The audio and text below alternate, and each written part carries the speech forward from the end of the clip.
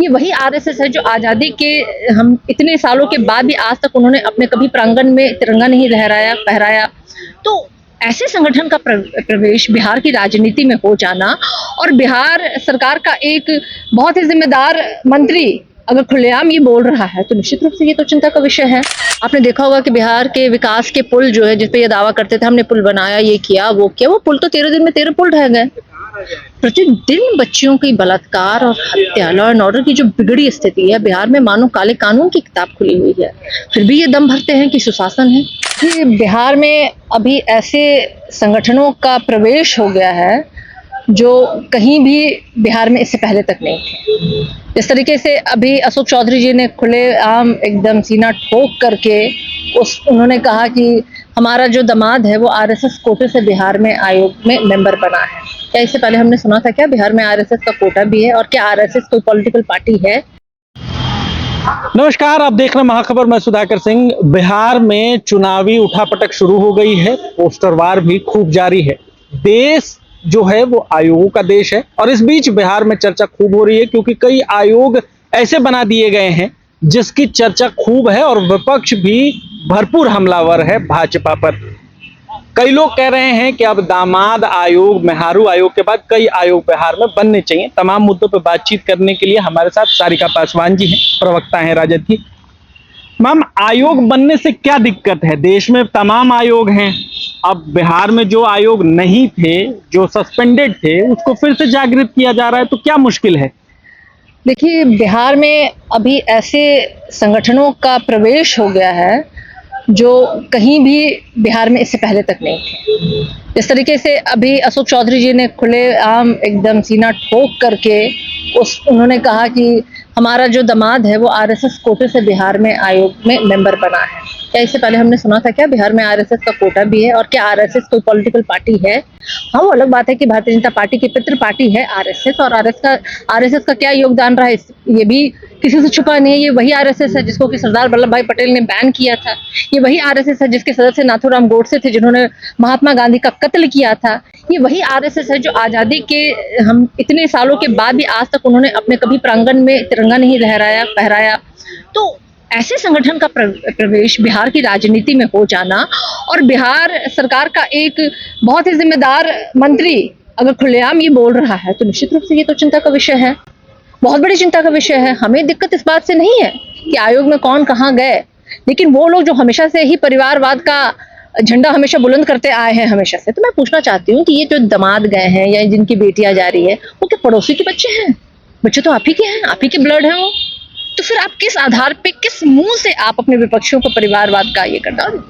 परिवारवाद तो मुझे लगता है कि एनडीए में और भाजपा में जितना तादाद है, संख्या है, वो अनगिनत है। आप बिहार सरकार से लेकर के आप केंद्र सरकार में देखें, बिहार सरकार में सम्राट चौधरी के पिताजी भी तो उसी परिवारवाद के ही घोतक हैं। आप चिराग पासवान जी कहाँ से आए भाई, कहाँ से उत्वरित हुए हैं? वो भी तो उसी परिवारवाद के बहुत बड़े एग्जाम्पल हैं। और फिर भी ये परिवारवाद का ढोंग करते हैं सिर्फ और सिर्फ अपने विपक्षियों पर और अपनी नाकामी। सबसे बड़ी बात है इसके पीछे एक ही फैक्टर है, जो सॉलिड फैक्टर जो मैं मानती हूँ। 20 सालों से उनकी सरकार है बिहार में, नाकाम सरकार, बेकार सरकार, बर्बाद सरकार, किसी की सुध लेने वाली नहीं।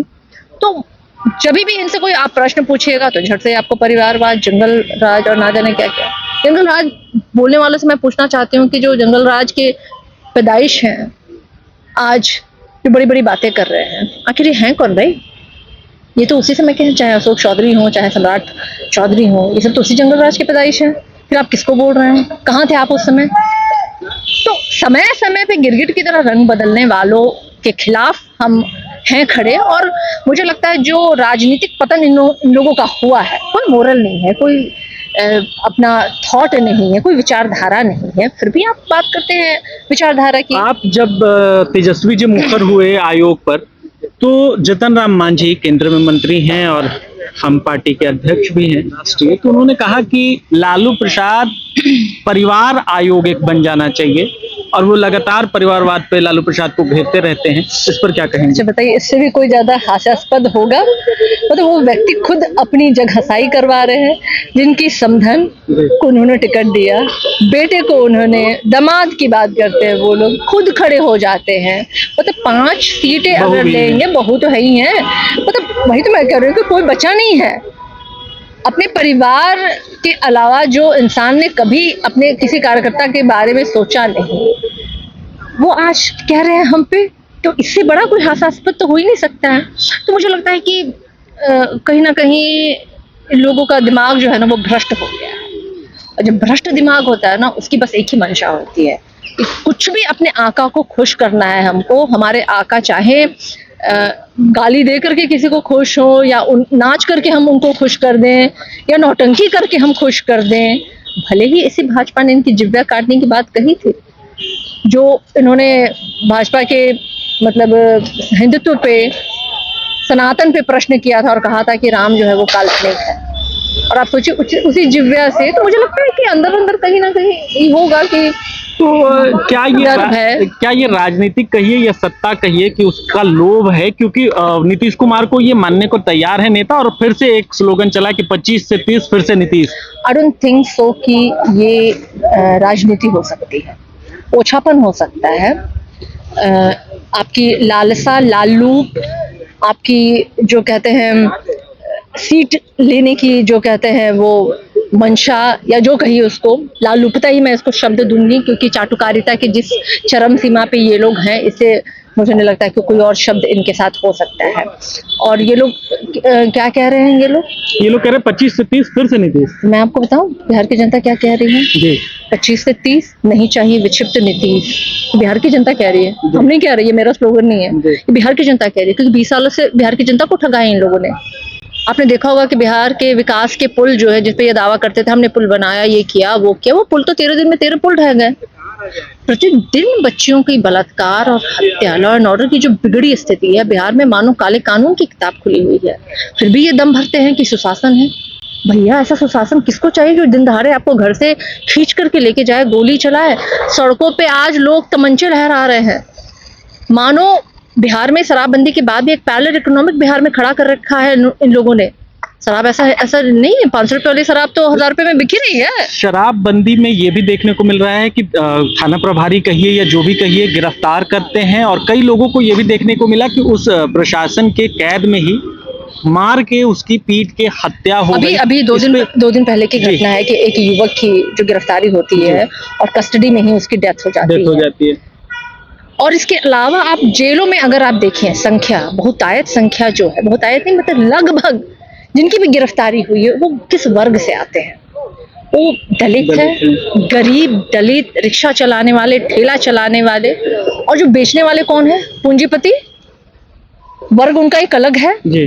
तो जो बेच रहे हैं वो पकड़े नहीं जा रहे हैं। जो वो गरीब दलित पी कर के आपको कहीं मिल जा रहा है, आप उनको पकड़ रहे हैं, जेल में बंद करे, जो अपना बेल तक नहीं करा पा रहा है जी। तो क्या व्यवस्था है?